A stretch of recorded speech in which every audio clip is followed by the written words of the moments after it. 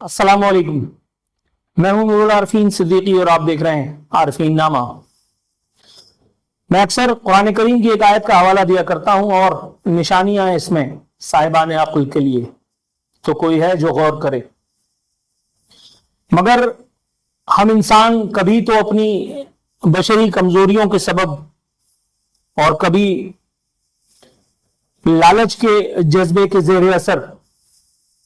یا کبھی شاید کسی حقیقی مجبوری کے سبب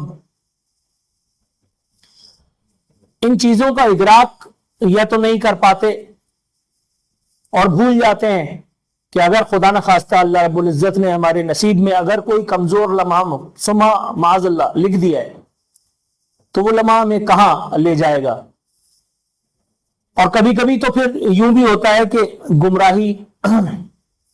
اور ہوس پرستی کے اس راستے پر چلتے چلتے انسان ذلت اور رسوائی کی اس گہری اور عمیق کھائی میں جا گرتا ہے جہاں دنیا اس کا تماشا دیکھتی ہے اور وہ انسان اپنے مقدر کو روتا ہے۔ کچھ یہی صورتحال مانے ہوئے یوٹیوبر ڈکی بھائی کو بھی آج کل پیش آ رہی ہے۔ ہمدردی کا جذبہ دل میں موجزن ہونے کی کوشش ہی کرتا ہے کہ سابقہ ٹریک ریکارڈ موصوف کا دیکھ کر کے اور پھر ہذیان بکنے پر مجبور ہو جاتے ہیں کہ جس وقت کمائی ہو رہی ہوتی ہے اس وقت نہیں سوچتے ہیں کہ یہ راستہ صحیح ہے غلط ہے، اس وقت نہیں سوچتے ہیں کہ اللہ رب العزت نے اگر آپ کو کچھ لوگوں کے لیے بدعقلوں کے لیے ہی صحیح لیکن اگر رول ماڈل بنا دیا ہے، اگر آپ کی کوئی فین فالوئنگ ہے، اگر لوگ آپ پر اعتقاد کرتے ہیں تو آپ ان کو تو کم از کم دھوکہ مت دو، ان کو تو مت لوٹو۔ یعنی حیران کن انکشافات سن کر کے آدمی کی عقل چکرا جائے۔ میں نے بھی جب سنا تو مجھے ایک لمحے کے لیے تو شائبہ ہوا کہ گویا کسی نے بہتان گھڑا ہے، لیکن جب سرکاری ادارے کے وہ فلانے جب میں نے ان کا انٹرویو سنا اور بغور سنا اور کئی بار سنا، میں حیران ہو گیا کہ یہ اس قدر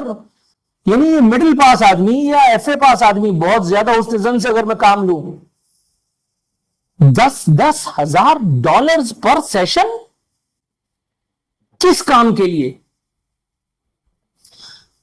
مطلب اس کے جو اثاثے فریز ہوئے ہیں ان کی مالیت 9 کروڑ سے زائد ہے۔ اگر محتاط اندازے کے مطابق بھی تخمینہ لگایا جائے اور ہم اسے 10 کروڑ سمجھ لیں تو بھی میرا خیال ہے سننے والوں کو اعتراض نہیں ہونا چاہیے۔ 10 کروڑ روپے کا منہ ایک عام آدمی جو صلاحیتوں سے لبریز ہے، جسے اللہ رب العزت نے نہ جانے کون کون سی اسکلز عطا کر رکھی ہیں، وہ 10 کروڑ روپے تو چھوڑیے جناب 10 لاکھ روپے بھی اپنی پوری زندگی میں جوڑ پاتا ہے آج کل کے دور میں۔ اور اگر اللہ رب العزت نے آپ کو اتنا نواز ہی دیا تو آپ پر کوئی ضابطے، کوئی اخلاقیات، کوئی ذمہ داریاں کچھ عائد ہوتی ہیں یا نہیں؟ ابھی سنا ہے کہ طوطے کی طرح سے تعاون کر رہے ہیں سرکاری ادارے کے ساتھ اور جو پوچھا جا رہا ہے اس سے آگے بڑھ کر کے اور بتا رہے ہیں۔ ابھی میں نے انٹرویو دیکھا ان کا، وہ پولیس موبائل میں جب ان کو دھکیلا جا رہا تھا، اللہ معاف کرے معاذ اللہ، میں لرز کر کے رہ گیا اس ایک لمحے میں جب وہ سرکاری اہلکار اور گردن دبوچ کر کے اس شخص کی اور اس کو موبائل میں دھکیل رہا تھا۔ اور اس کے بعد اس سے پہلی والی پیشی پہ ان کے کانفیڈنس کا اندازہ یہ اس بات سے لگائیے کہ یہ وکٹری کا نشان بنا رہے تھے۔ میں وہ سرکاری ادارے NCCIA یا کیا نام ہے، national cyber crime investigation agency NCCIA، میں ان کے وہ فلانے کا انٹرویو دیکھ رہا تھا تو وہ کہنے لگے کہ یہ وکٹری کا نشان کرپشن کیسز میں اور فلانے کیسز میں ملوث ہونے کے بعد اس طرح سے بناتے ہیں جیسے دلی کا قلعہ کوئی فتح کیا ہو۔ بات بالکل ٹھیک ہے، گویا یہاں وہ بات بھی صحیح ثابت ہو گئی جو میں نے بہت پہلے کہا تھا کہ آپ کو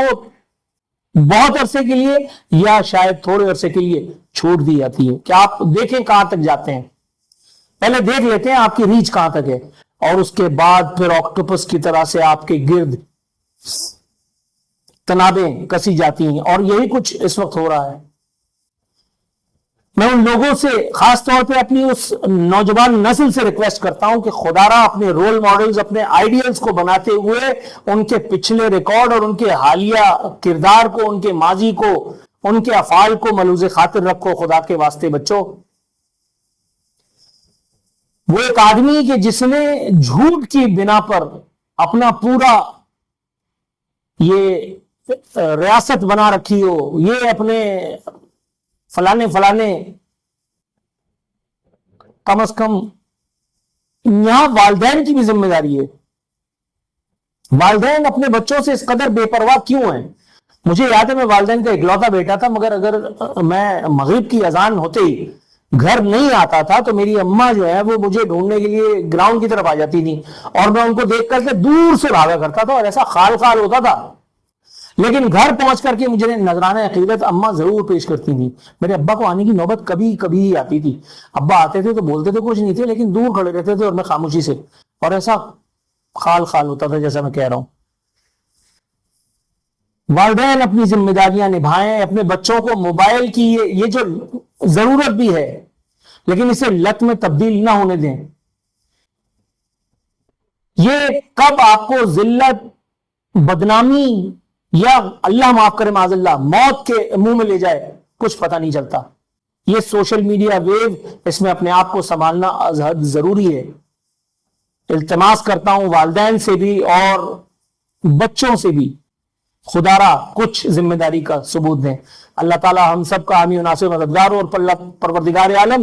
اس ذلت، رسوائی، بدنامی اور اللہ معاف کرے توبہ استغفار گریف کے لمحے سے اللہ تعالیٰ سب کو، ہم کو، ہماری اولادوں کو، ہمارے اعزاء احباب کو، سب کو محفوظ رکھے. اپنا خیال رکھیے گا. فی امان اللہ.